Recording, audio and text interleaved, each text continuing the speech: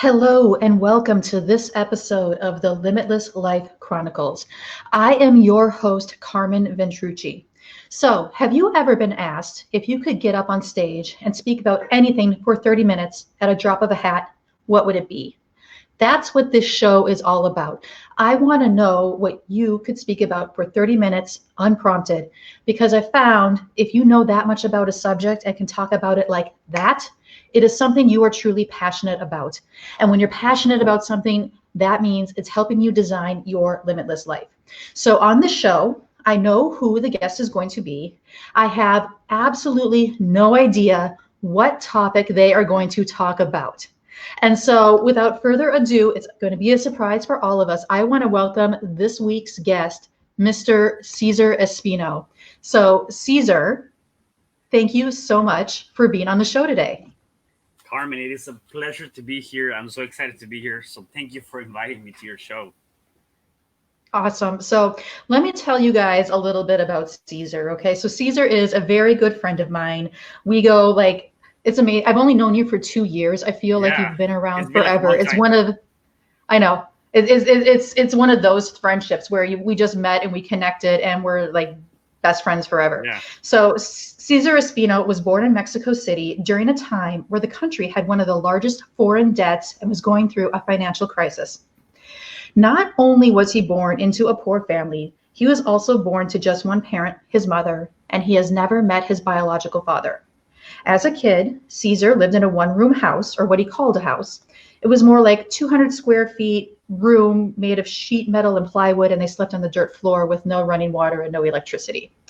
So today, Cesar's passion is to empower, educate, inspire many through his experience and life lessons.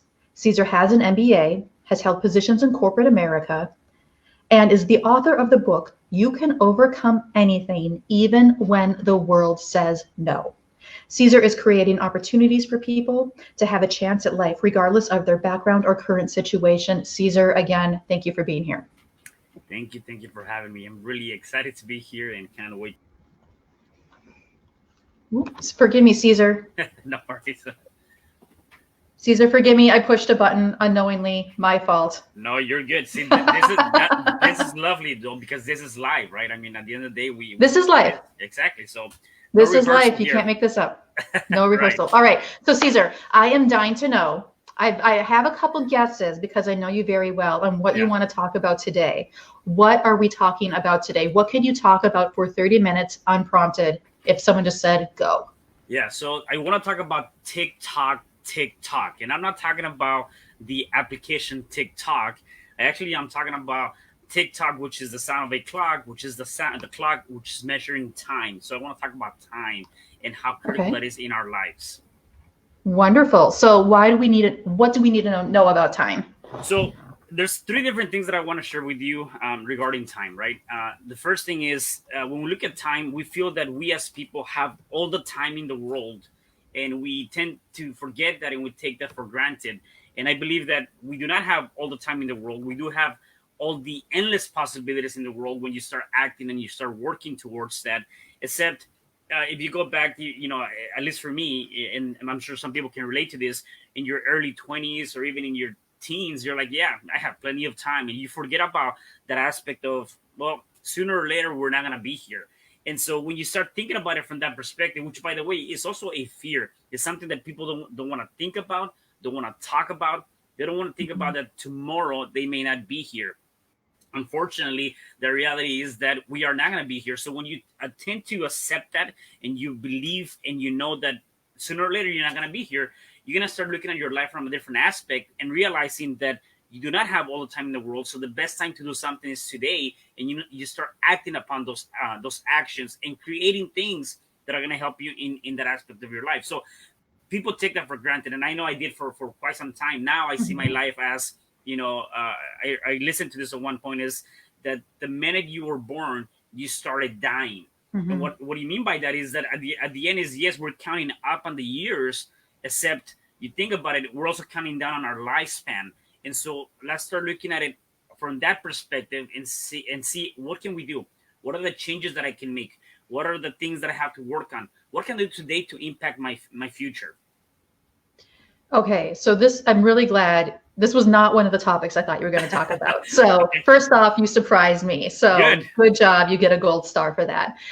Okay, so you mentioned there's fear around time. Hmm. I want to dig into that a little bit. Is this a fear that, is this like kind of a scarcity mindset? There's not enough time to do all the things I have to do? Or is this like a fear that, hey, someday this is going to end? Is this like a fear of the end of life? What do you mean by there's fear?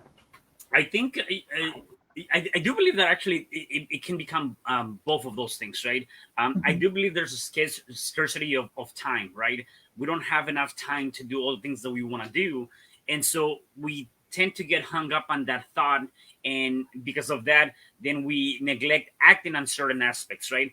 So when Mhm. you think about it and say, you know what, perhaps there may not be enough time for me to do everything that I want. So how about if I start doing more of a not a priority management, more so a time management? Start managing my time. Start managing how I go about different aspects of my life and the things that I want to accomplish. Right. I think it's big more on that aspect because we just don't know. Like today, you and I were here. Tomorrow, we may not be here, and Mhm. so why not create an impact today? Which leads to my second point, right? When you look at the time management and you start looking at what are some of the things that I can do to start creating a better time management. One Mhm. big one is that we tend to associate ourselves with um, perhaps people that do not have the best interest in you, right? So I think Okay. associations is very critical. We tend to spend a lot of time. It would be as simple as, "Hey, I want to talk to you." Well, what do you want to talk to me about? What are we going to talk about? If there's nothing in common, or there's not enough items that we're working on, or whatever the case may be, am I going to be using that 10, 15, 20 an hour time frame with you wisely, or can I use that doing something else? So I believe that associations are very critical when it comes down to that. And it's kind of like what you hear your typical or your average five Mhm. from that perspective. Yes. And so you made me think of something. It was a little phrase I used, especially when I was in the corporate world. And it was no agenda, no attenda. Mm, So if you invited me to a meeting and there was no agenda, I had no idea why I needed to be there. I wouldn't go. It was that simple. yeah. And because you need to, it was, I found it in my, this was my perspective. It was, you were showing me respect by letting me know why you needed me there. And you were showing me, if you didn't need me there, you were showing me respect by saying, hey, I'm just going to keep you informed on this. You don't need to be there. We'll send you the meeting notes. We'll let you know the outcome. Yeah. And I really appreciated that. And it took people a while to understand why I did that. And I got a lot of like, what do you weren't at the meeting? Like, you didn't tell me why I needed to be there. And so I just kind of turned it back on them. It's like, why did I need to be there? You didn't tell me that. We all have a million things to do. It turns into like a contest on Yeah. how busy people are. And they're trying to out busy everybody. And I'm just like, stop. That just means you don't manage your time well, or you don't delegate or outsource well. Right. So, what do you think about that? How can you use delegation and outsourcing to manage your I mean, time? I think it's definitely critical. One of the things that I do with one of my consulting clients is that even when we have meetings, I want, as you mentioned, I have an agenda, right? And before Mhm. I came on, it was more of a let's just have a meeting just to have a meeting, and I had to bring some structure into that. And the structure was we have to have a strategic meeting with specific topics that we want to talk about, and also I also tend to not go beyond a particular time frame, and outside of that, leaving that meeting, there's new actions that we have to create for the upcoming week, right? And so I think that when you go into whether it's a meeting with at your job, or even if you're an entrepreneur, or even with your family, like you always want to have some sort of agenda or friends, right, where you are not only addressing something at that moment, you're also coming out with a different aspect at the end of that meeting, right? um, in terms of all of that, I mean, I do believe that uh, because we have so many things going on in our lives, like our lives are so busy, we do have to create something that can really reinforce our priority management, right? And I know you do a lot of these things too. One of the things that I do is I have a notebook in the morning, and every morning I go through what are the things that I must complete today, right? And I put that down in my notebook. Whatever I have to complete today, I write it down, and as I'm completing those things, I actually check them off. Come on, I'm very old fashioned. I like to use the notepad and just kind of check them off. But I check them off because one, it also creates a sense of accomplishment. Number two, it allows me to, it tells me that I'm actually moving the needle. I'm moving, on those items. And so, because we are so busy in our lives, we have to determine, okay, how or what we are gonna do. Just like you, I also work off of a calendar. So to me, that's very critical when it comes down to whether it's a podcasting, whether it's a meeting a client, whatever the case may be. I do create times in my calendar. And sometimes one thing that I've learned is that people tend to sometimes laugh at it because they feel like, why are you even doing that? Or, why are you taking that step to do that? Can I just talk to you? And it's not that I'm not trying to talk to anybody, is that I do believe that our time is so precious, right? The only thing we have is now. And Right. so I have to make sure that I create those actions. I have to make sure that that I'm working on things that are going to help me get to the person that I want to be. One of the things that I look at every day is, how can I become the best version of myself today? Not tomorrow, today, right? Yesterday is gone, tomorrow hasn't arrived, so how can I be the best person today? And kind of work to that, and that'll lead me to my next point. But that's kind of my idea on that. Wonderful. I really like that. And Cesar, so we are recording this live on Facebook. Our friend Kenny just left a Mm, really good comment. nice. And Kenny, I'm going to show your comment because I think Oh, this is cool. really good. And he said, awesome advice. You're hosting a meeting, might as well take full advantage of it. Everyone has an agenda. It's not taboo to do or say that anymore. So better be upfront about it. And Kenny, I love it. this is exactly what Cesar and I are saying. I mean, yes, it's not taboo. If you have an agenda, go ahead and share it. Be clear in your communication about what you're going to spend the next time block of time on. And so, Kenny, thank you for sharing that. I completely agree. Yeah, I love it. That's awesome. So Mhm. the other point that I wanted to make is, again, based on our time. um, some people tend to get hung up on the past, and I know that was myself right before I took my leap into entrepreneurship. I would always go back to the past, and we tend to go back to the past to, one, get validation, to see how we're going to be acting today, or what we're going to be doing moving forward.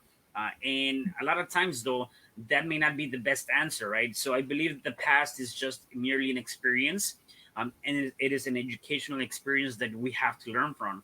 If you haven't learned from that, then you haven't learned from your past. The challenge here is, though, is that when you're living on the past, that is anxiety. You're living with that anxiety of the past, right? And so you cannot move forward on today or tomorrow, right?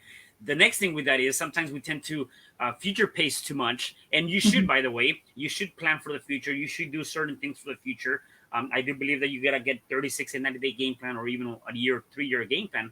Excuse me. um, Except, though, you have to do with the conscious mind of, you're working towards that. A lot of times we get so lost in the future that becomes panic. Now you're panicking about Mhm. the future, you're panicking on the things that haven't happened, you're trying to figure out how are we going to be able to deal with that. And so I believe that when we're looking at time, that is another aspect that we have to recognize. The only moment that we have, again, is today. Living in the past is anxiety, looking at the future is panic. So let's create the best thing that we can from what we have right now, by being strategic about those aspects and working on the mind. Wonderful. So, Caesar, you're bringing up so many, I could go down so many rabbit holes with you right now. Okay. Okay, so let's pretend the past is the past. Hmm. Yes, we may have anxiety about it. I want to focus on the present and the future. Okay. Let's focus on the future. So, in the future, we have short term future, like the next week or month, and then we have a long term future. So, as we are, designing our lives and what we want our lives to look at, how do you go about balancing your short term outlook and your long term outlook? Yeah, definitely. One of the things that I do is, I have what I created for my accountability group, a weekly Mhm. accountability task tracker. And so if I'm looking at one week, is what do I want to do between now and next week? What are some of the things that I must complete, right? And this is actually based on, I think I read this from the Miracle Morning, and I use the foundation of the wheel of life, right? So Okay. there's 10 different aspects there. You have spirituality, fitness, relationships, work, office, and a bunch of other stuff, right? And so this accountability tracker is based on this wheel of life, where you're looking at what are the things that I have to do that are going to impact not each one of those things, the bottom three of those things that I graded myself on, did a self-assessment. With that, I start creating a specific task. And in this accountability is you're also measuring that performance. So as you and I know, is that if you're not measuring something, then it doesn't count, right? Because then there's no target to hit. That you don't know what you're hitting. So you have to have some sort of measuring aspect of that. So with this, what I create is a tracker where you have a specific task with a specific date of completion, in this case being 1 week, and then with a specific amount of progress that I have to complete. And every day I'm looking at my performance. I do that 1 week before, and the reason why I do that 1 week before is because I can see a week past me and see what are the things that I have to complete this week. What are the things that I want to be able to do? I'll give you an example. When I was writing my book, one of the things that I did is in my weekly task tracker, I said I have to write a total of 10 pages this week. Now, that was part of a bigger a strategic planning, which was to complete my book by a certain date, right? And as you know, you start with the end in mind, you have a bigger task, and then you chunk it down. And so I chunk it down by sections by saying, okay, on this week, I need to do 10 pages this week. I need to write 10 pages. Every day, I would look at my performance. Am I getting that? At the end of the week, I can see whether or not I was able to meet those 10 pages, or I bypassed it, or I underperformed. And then the following week, then I can adjust based on that. And so I use that as being very, very critical for me, because it has helped me stay in course with my short-term goals, my weekly goals. Okay. We want to look at Go ahead. I was going to say, if we want to look at a monthly goals or something beyond that, normally for something like that, I will go back to the first aspect of that, which is, okay, well, what is the end in mind? What am I trying to accomplish in the next month, 2 months, 3 months? And based on that, I also created this strategic target planning worksheet that you can put all the different elements into place. And it actually is divided into 5 different items. Number 1, you start with the end in mind. Number 2, it has to be very time specific, and you want to be able to chunk it down. Number 3, you got to be able to make sure that you can measure that, so you have some sort of KPIs in the business world. KPIs, key performance indicators, Right. something that can actually help me measure that performance. Because if you can't measure it, how do you know where you are? Exactly. Right. And you'd be amazed, though. I mean, I see it time after time. Even my consulting client, which is a big business, they don't even measure their performance, and we're always looking at how can we know where we're at, and so we're working on that right now. The next thing is that you start taking actions immediately on so the smaller task, right? And just creating that and putting it into paper, write it down, create something so that you know that you have it. And then the very last thing is that even if you know where to start, just do something, take some action, And I go back to this, and our mentor kind of mentioned this, and I love that because it related to me and you when I was writing my book. And he said, if you don't know what to write about, if you're gonna do a book and you don't know what to write about, then write a paragraph. If you cannot write a paragraph, write a sentence. If you cannot write a sentence, write a word. Just do something. Don't do nothing. Right. And even if you're sitting there going, I don't know what to write. I don't know what to write. Yeah. I don't know what to write. That's writing something. And then the word, it kind of removes that block that you have, that writer's block you might have, and then it'll start flowing. That works for me. Yes. It's worked for me. Definitely. All right. So Cesar, this is awesome. Talk to me more. How do you prioritize your time? Let's talk about your long-term plans. Yeah. What are you doing? How are you taking action? Because yes, they're long-term. They're not going to come to fruition tomorrow. Yeah. How do you have the patience to wait? Yeah, that's a very interesting question. I definitely take it kind of like that saying, one day at a time, yet not wasting that one day at a time. I did something that I had never done this year. I did something that I had done, although with everything going on, it kind of just shifted, yet I adjusted, right? Mm-hmm. And what I did, which is the same thing you did, and I think we learned this from Tiffany and Sid, is that I created a battle board for 2020, right?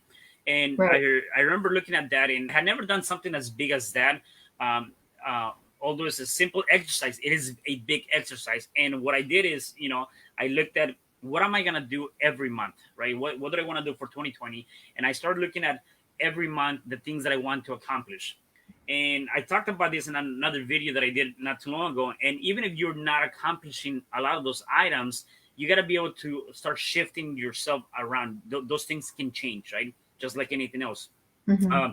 The biggest thing is you first have to have something in mind that you want to accomplish and you want to do.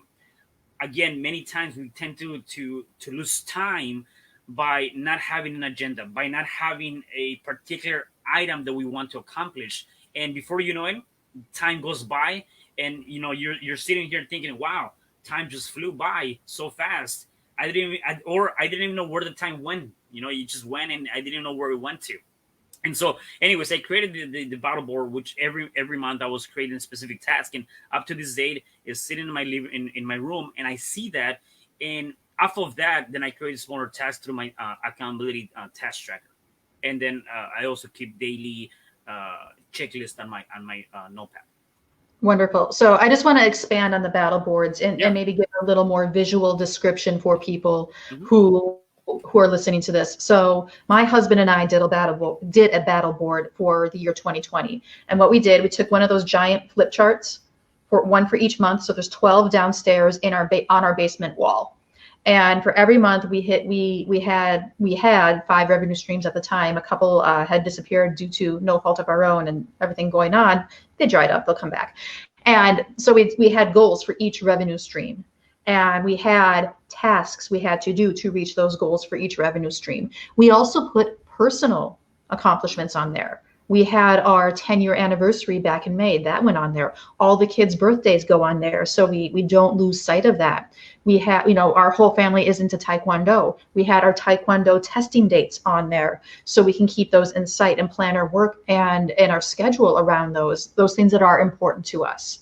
We also had things on there like evaluate VAs. What other minimum wage activities or MWAs can we offload to other people? And so we had evaluation time in there to see. Now, it is really interesting because we did everything with one color marker, and then any changes we made going throughout the year, we did with another color marker. And yes, it's different. Obviously, our battle board is different now than it was in January of 2020 because 2020 has been like, that year that everyone's just scratching their head and going, what the heck?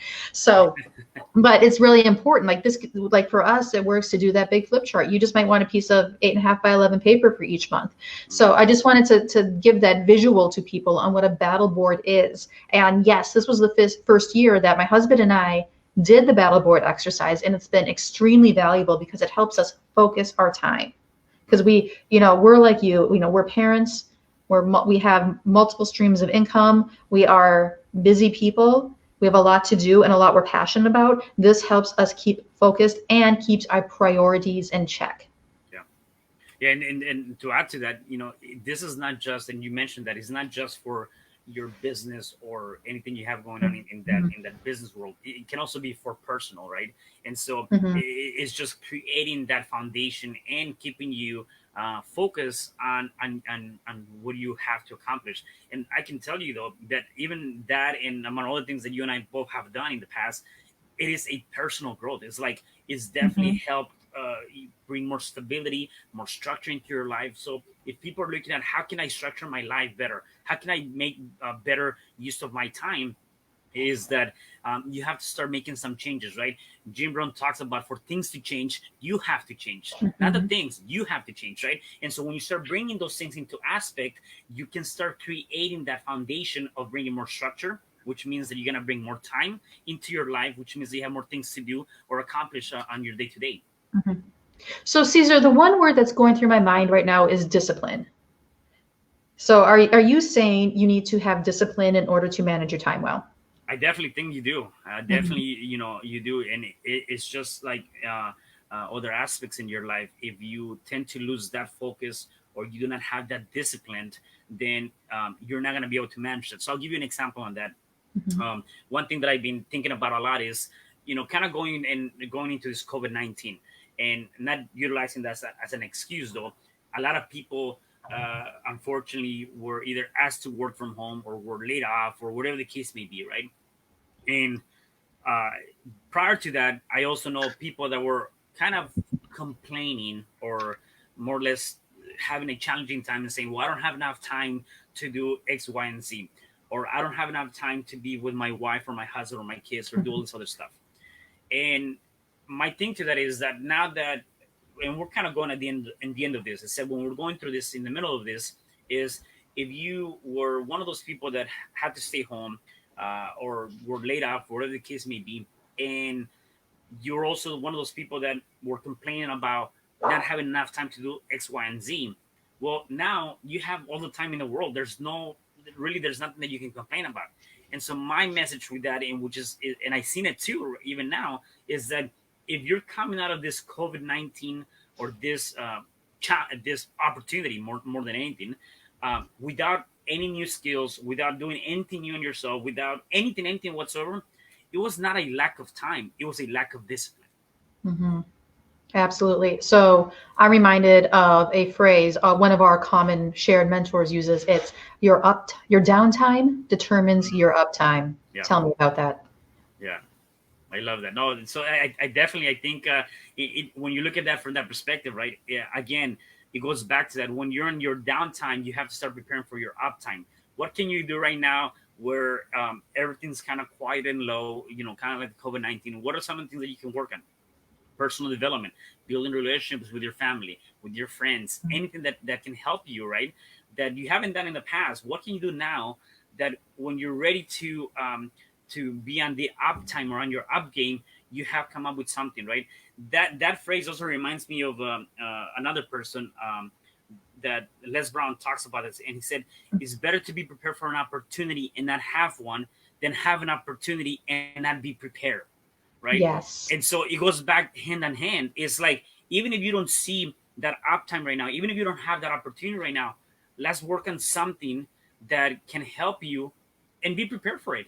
And be prepared for that moment, be prepared for that uptime, be prepared for that opportunity. Because at the end of the day, again, going back to what I talked about, is that the now moment is what counts. And so let's create something now that can impact our future. Wonderful. So Caesar, let's talk about relaxing time or just, time to rejuvenate, re-energize, rest, whatever, or do a hobby of some sort. What do you do when it's your relaxing time? Yeah, definitely. And I think that's also part of that discipline, right? Because even to have a relaxed time, people tend to get lazy and not do it at all, right? And so it Mhm. is also part of that discipline, right? For me, I like to listen to motivational speakers in the morning and in the afternoon and throughout the day. Except in the morning, I do carve some time out to do a few things. To me, my relaxed time is reading my affirmations, just kind of sitting outside and just kind of meditating and just taking the time to really breathe in and breathe out, and just intake the now moment, right? And so that to me is very soothing. I also like to go on walks. Ever since I started doing the 75 hard, is like I need Mhm. to just go out for a walk and or a run, and that to me is very very relaxing, because it gives me the ability to not only do the exercise, except I'm listening to something, whether it's a podcast or something motivational, and just throughout that time I'm just thinking and I'm just reflecting, and a lot of times I get ideas of things that I want to do, or I get a reflection of how things went for me and how I can start changing those things, right? Again, things that I didn't do in the past, like when I was working and making way over six figures. Again, sometimes we get hung up on that world or in those moments. At least that was my experience, where I'm like, I have everything. I've traveled all over the place. I've had a good job. I have a good job or had a good job. I was making really good money, yet I forget to take care of myself. I was overweight. I was not taking care of myself. I was not enhancing my mind. I wasn't doing any of that stuff. I wasn't taking the time to have my me time or my time to reflect. And now I do. Wonderful. All right. So Caesar, you have dropped countless nuggets of wisdom today in this interview. If you could leave us with what you feel are the 3 most important points about time, I would love to hear it. The 3 most important things about time. I think I said them, but let's recap. I will recap those. I mean, I do believe that that the 3 ones. Number 1 is your associations. They're so critical. The average 5 are going to either make you or break you. You got to figure out who are the people that are either helping you in your journey and edifying you, or the people that are not so much doing that and more or less bring you down. So you got to really look at that. I think that's very critical in your time management, because they can be energy drainers or time drainers versus giving you time back. And the next one is that you have to realize that you're not going to be here, endless time. You do have endless opportunities, and you have to take action. And so realizing that is going to put you in a different course in your life, where you're going to start taking different actions. And you're also going to start looking at it from, if I have only today, what would I do today? If today was my last day in this world, what would I leave behind? What impact am I going to leave on my family, my friends? What would I do today, right? And as a matter of fact, I think Apple CEO, I forget his name right now, I just blanked out. He talked about that before he passed away. So Steve Jobs. There you go. Sorry, Steve Jobs. He was talking about that. That recognizing that the only time you have is now. What would you do differently, right? And so he talked about it in one of his speeches. The next thing is, do not live in the past. That can really, really, really take away from today, from the now moment. You can spend hours and hours thinking about what happened in the past. Let it go. That's gone. There's nothing you can do. All you can do is learn from that experience and become better for the future. Wonderful. Cesar, thank you so much. This was a wonderful conversation. And this is a topic we all need to consider, because our time is finite, and it's the only resource we will never get back. We can always make more money. We can always find, more stuff. We will never get our time back. So I am so happy you brought this up as a topic that people need to consider to design their limitless life. So Cesar, please let us know, where can people find out more about you and what you do? Yeah, definitely. People can find me on my website, www.cesarrespino.com. And then pretty much Facebook, Instagram, and LinkedIn under Cesar R. Espino. And yeah, I would definitely love to connect with you guys. I'm from book author to real estate mentor and real estate investor to life and mind coach. Wonderful. Cesar, thank you for sharing your wisdom. We appreciate you being here. Folks, tune in next Tuesday. We already have another fabulous guest lined up for the next episode of the Limitless Life Chronicles. Thank you so much for joining us. This is your host, Carmen Ventrucci. We'll talk to you soon.